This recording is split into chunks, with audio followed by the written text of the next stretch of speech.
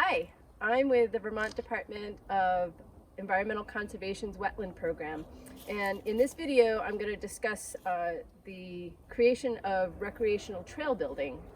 And so on our website we actually have a guidance document, Recreational Trail Building and Wetlands, because when you are planning on building a trail, you should consider the environment in which it's going through. So there are a lot of different examples of recreational trails, everything from the primitive footpath, which we are seeing an example of here, to your graded, well-constructed mountain bike trail on Killington Mountain, for example, and a bunch of different ones in between. So I'm going to talk about what types of trails may or may not require a wetland permit, and then also some techniques of utilizing boardwalks, catwalks, and other features to avoid the need for a wetland permit. So let's take a walk. This is an example of a primitive foot trail. It's on native ground. There's clearly been no grading. You can still see all of the roots of trees. And as we come around, we're going around trees. We haven't had to remove any trees.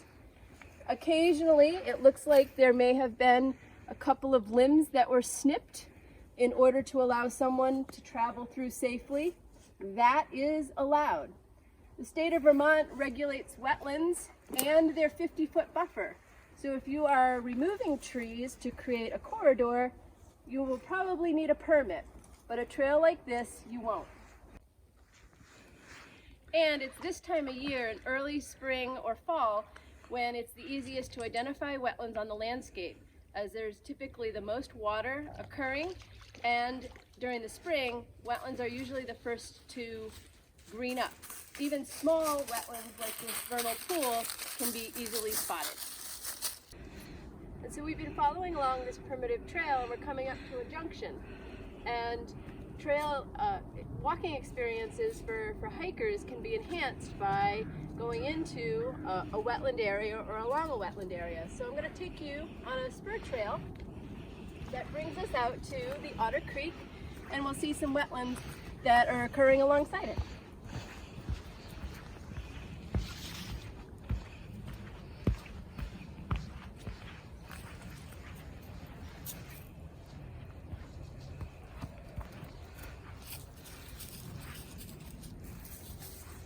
So these wetlands alongside Otter Creek help protect the water quality of Otter Creek, and as you can see by some of the beaver logs, it's also a great place for wildlife habitat, to view wildlife, especially for bird species. But thought should be given to where your trails are going within wetlands and along the banks of rivers, in order to not have erosion occur within these sensitive habitats. We don't want to have an impact on our water quality, and we also don't want our trails to bisect our wetlands or go too far into a wetland, say with a boardwalk and a viewing area, because our presence really can disrupt the use of these wetlands by wildlife species. Our dogs are man's best friend, but they can really have an impact on the wildlife that uses wetlands. And so here's another technique of crossing a wetland using a catwalk style of boardwalk, just very narrow. But as you can see, when we come up to it, they're right on the ground. And that's a bit of a problem.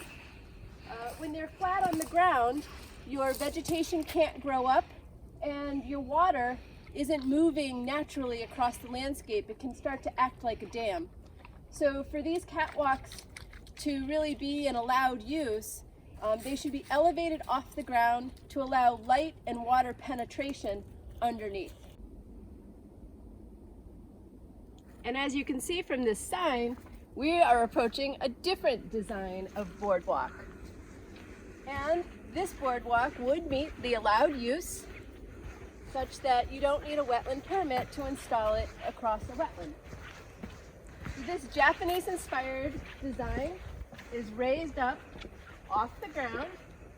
It allows for light and water penetration under the ground. You can see the vegetation growing up. and it allows you to walk through. It protects the ground from disturbance by your feet so that the stream is protected from erosion and sediment moving into the stream.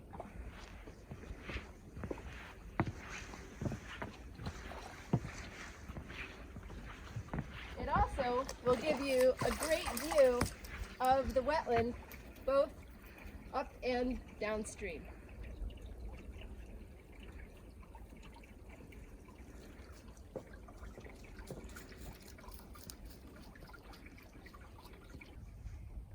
And when you start to transition from your primitive trail that's been moving along between trees like we've been traveling to one that requires the placement of fill, such as bark mulch or small stone, if that fill is being placed within the wetland area or within 50 feet of a wetland, you may require a wetland permit.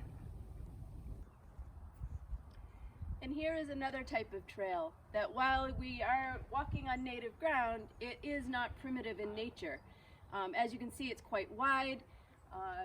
It required the removal of trees and other woody vegetation to establish this corridor. If you look to the side, you can see that there has been some grading and the establishment of a ditch. So as we are walking towards this wetland up here, if this was a new trail that you are proposing for your project, where it comes into 50 feet from the wetland, or as you can see, crossing the wetland, you would need a wetland permit.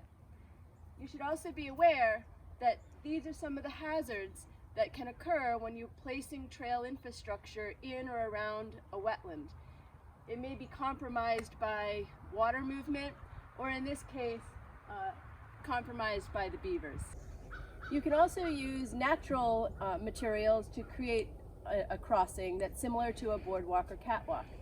What you want to do is mimic nature. Think about if a tree was cut by a beaver and it fell, this is kind of where it would land. Chop off the branches and then you could use it to cross. What you don't want to do is put so many trees in one given area that you end up creating a mat or a dam.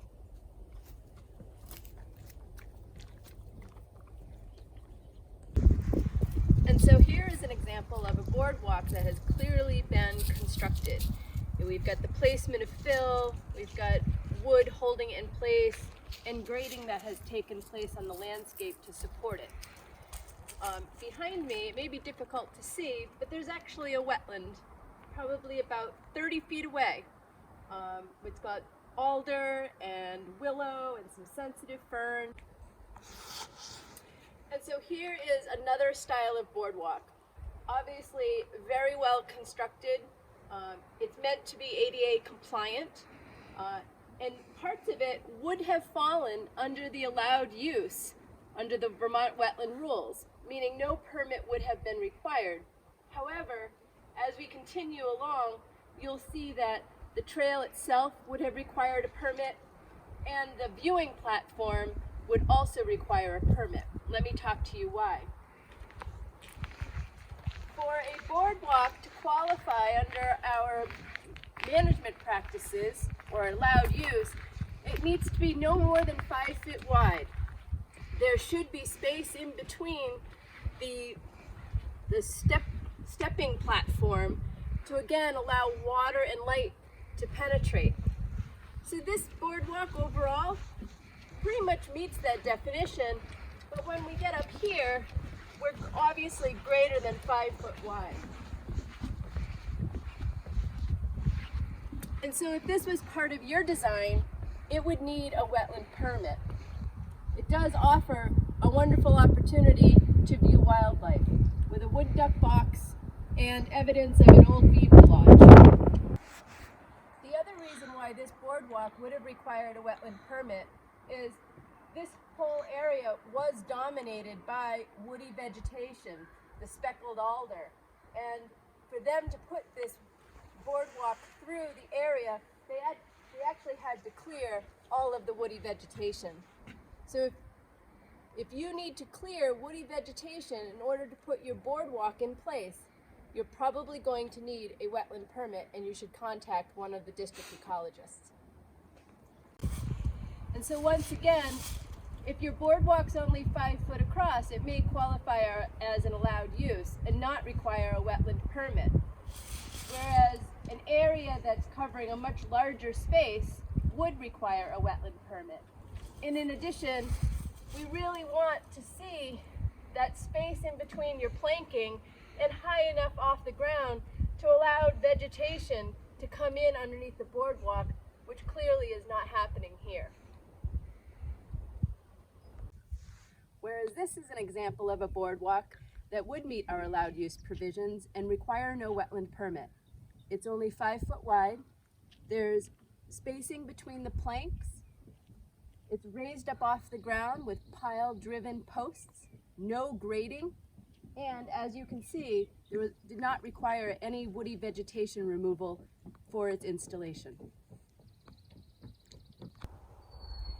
And just remember, if your trail is going to incorporate any type of structures, kiosks, they may also require a wetland permit if they're within 50 feet or within a wetland itself. So as we've been discussing, it's really important to think about what your trail design is going to be, what type of activity is going to be needed to put your trail in a specific location, and really to identify where your rivers and your wetlands are on the landscape so that you can design around them or with them in mind. This particular boardwalk was specifically routed to avoid a sensitive plant in a different area of the wetland. And so not all wetlands are as obvious as this one. So if you ever have any questions, just contact your district wetland ecologist via this web address shown here. And in the meantime, happy trails.